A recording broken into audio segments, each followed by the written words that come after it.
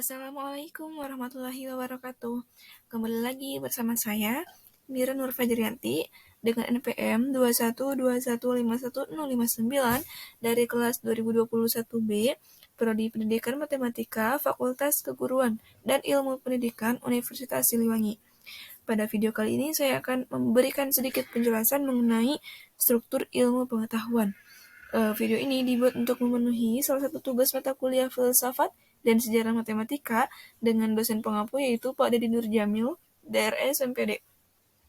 Baik, struktur ilmu dan filsafat ilmu merupakan bagian yang penting dipelajari, mengingat ilmu merupakan suatu bangunan yang tersusun, bersistem, dan kompleks.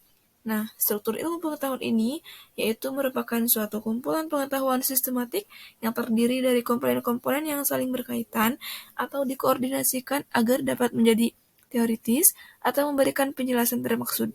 Itu menurut Dalyaga. Nah, struktur ilmu pengetahuan ini terdapat suatu anggota yang luas bahwa ilmu pada dasarnya adalah metode induktif empiris dalam memperoleh ilmu pengetahuan. Nah, secara sederhana dapat dikatakan bahwa metode keilmuan adalah suatu cara dalam memperoleh pengetahuan. Nah, adapun kerangka dasar prosedur dalam struktur ilmu pengetahuan ini dapat diurutkan dalam 8 rangka. Yang pertama itu metode ilmiah, yang merupakan prosedur dalam mendapatkan pengetahuan yang disebut juga ilmu. Jadi ilmu merupakan pengetahuan yang didapat melalui metode ilmiah. Lalu yang kedua ada teori. Nah, ini merupakan pengetahuan ilmiah yang mencakup penjelasan mengenai suatu faktor tertentu dari sebuah disiplin keilmuan. Lalu yang ketiga ada hipotesis, yaitu merupakan pernyataan sementara tentang hubungan antara variabel. Jadi seperti dugaan sementara sebelum kita melakukan pengujian atau pembuktian. Lalu yang keempat ada logika atau penalaran yang bisa disebut juga sebagai penalaran, yaitu merupakan suatu proses berpikir yang membuahkan pengetahuan. Nah, lalu yang selanjutnya yaitu ada data informasi. Tahapan ini merupakan suatu yang dikenal dalam metode keilmuan disebabkan oleh banyaknya kegiatan keilmuan yang diarahkan kepada pengumpulan data, maka banyak orang yang menyamakan keilmuan dengan pengumpulan fakta.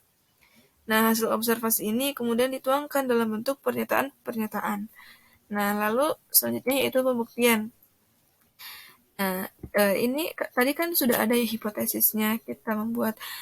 Ketika kita sudah membuat hipotesisnya, maka kita harus membuktikan apakah hipotesis itu benar atau tidak, seperti itu. Lalu yang terakhir itu evaluasi. Selanjutnya itu evaluasi. Nah, evaluasi ini dapat berupa penjelasan dari seluruh rangkaian metode ilmiah. Setelah ilmuwan melakukan pengamatan, membuat deskriptis yang menurut dia adalah relevan dengan masalahnya, dia menghadapi salah satu terpenting dari usahanya, yakni memberikan penjelasan. Lalu yang terakhir itu paradigma. Nah, struktur ilmu pengetahuan yang harus diketahui yang terakhir adalah terkait dengan paradigma.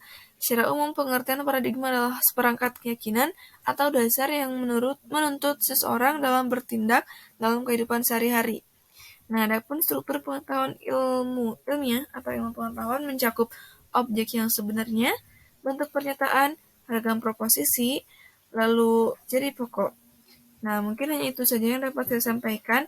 Untuk selanjutnya, untuk selengkapnya mungkin bisa kalian lihat ya pada video tadi sebelumnya dengan perlahan.